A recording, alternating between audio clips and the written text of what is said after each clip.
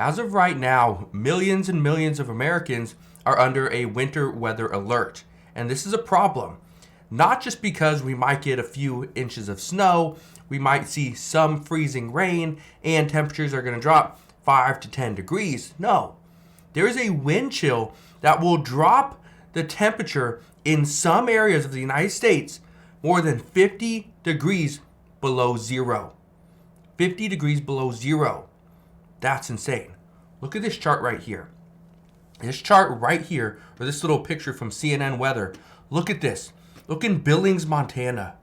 On Wednesday, I'm shooting this video on Tuesday, and there's already people that are without power, that are worried, that are stuck at home, that stores are closed because of the winter weather. But look at this.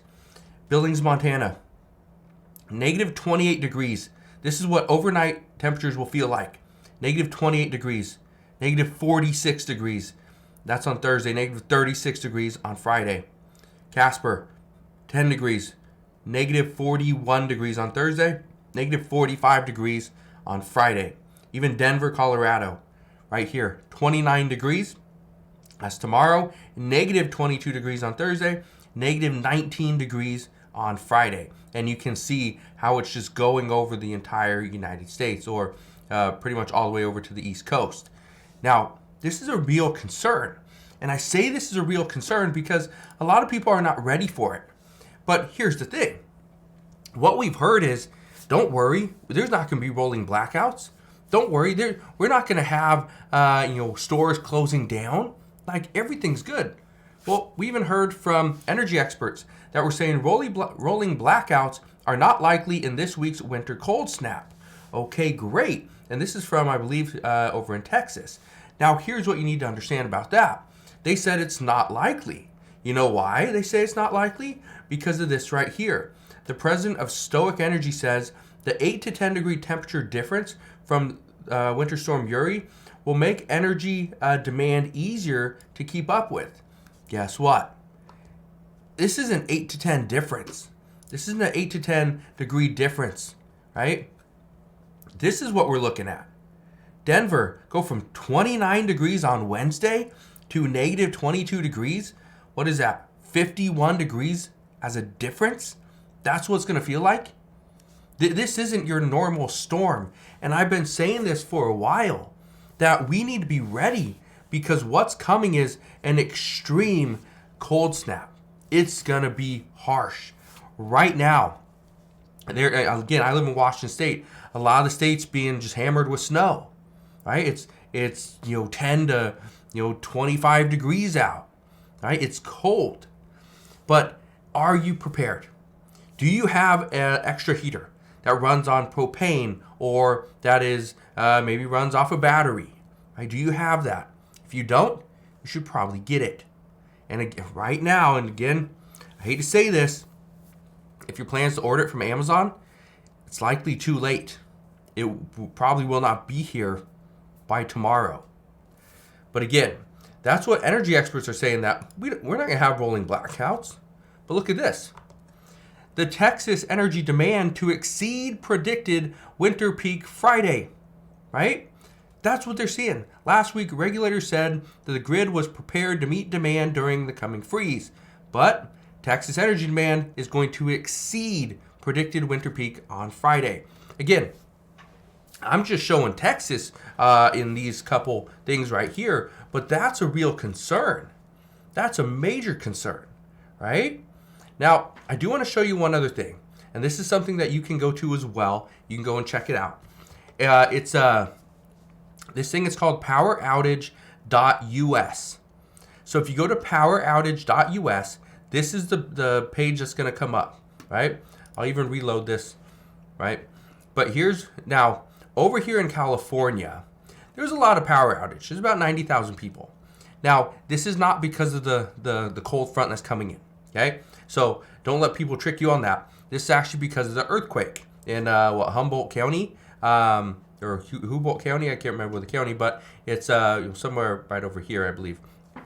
Anyway, that's the reason why we have all these different power outages. Now you can see, we can go and look right here.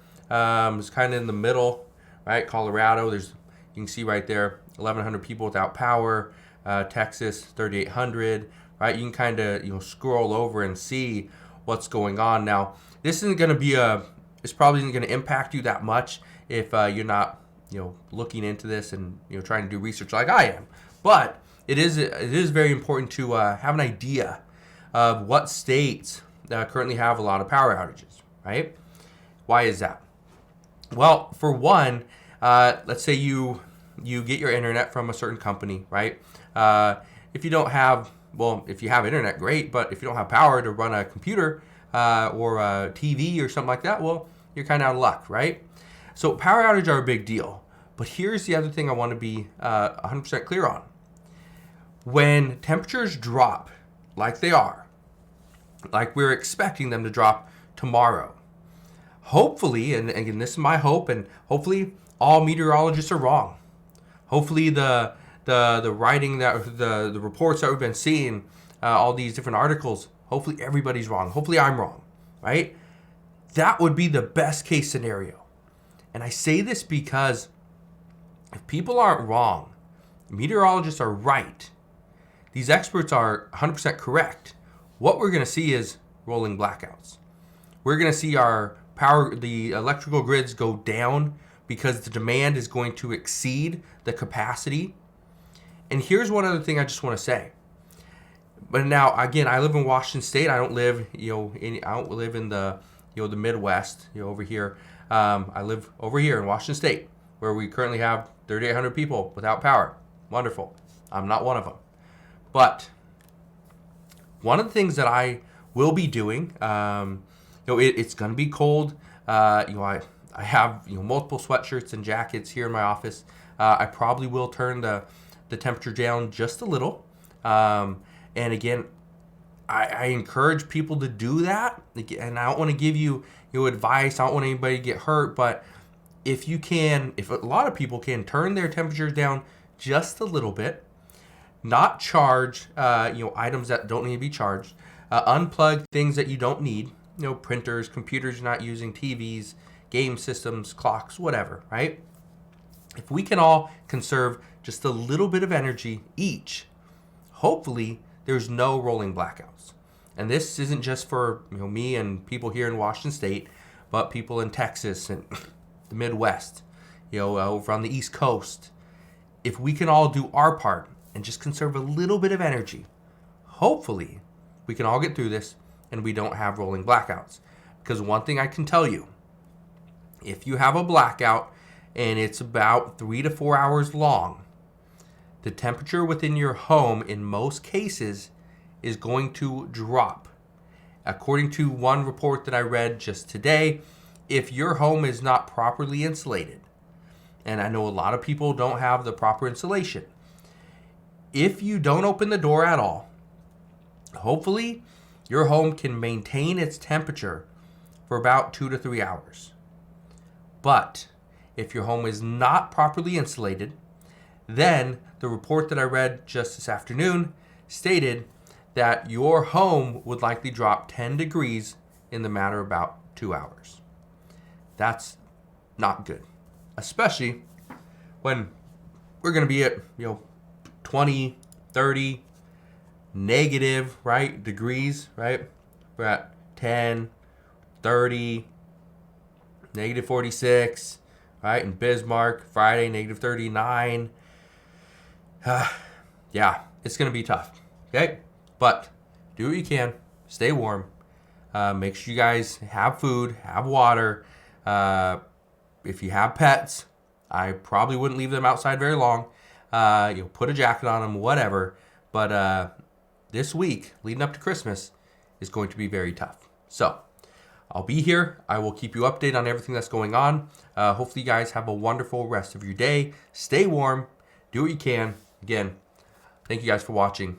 Subscribe, and I'll talk to you guys on the next one.